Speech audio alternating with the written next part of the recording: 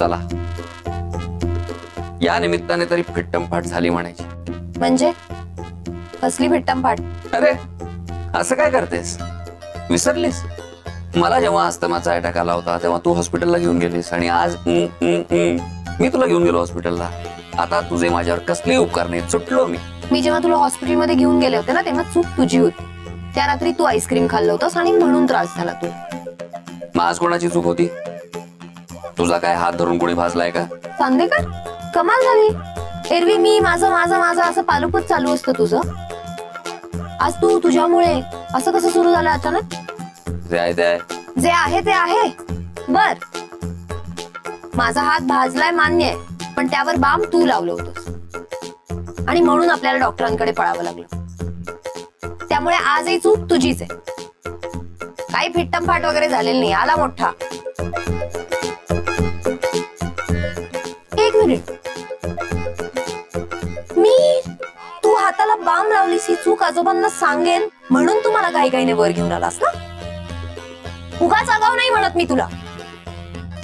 आगाव,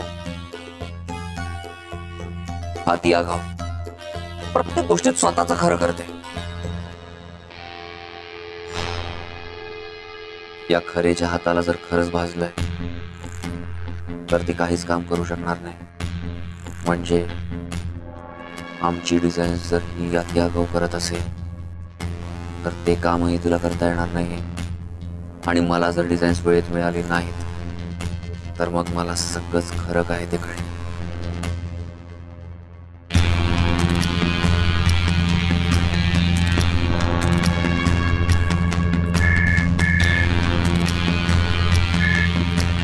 hello hello Sanika, उद्या सकाळी 7 वाजेपर्यंत मला 3 नेकलेसेस, 5 इयरिंग्स आणि 10 पैंजणांची डिझाईन्स हवेत.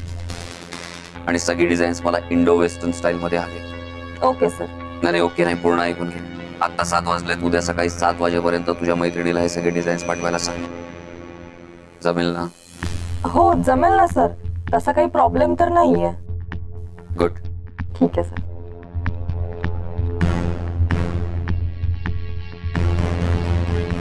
येस. आता उद्या सकाळी 7 वाजेपर्यंत मी घरीच असणार आहे. बघू आता ही अति आगाऊ कधी काम करते आणि कधी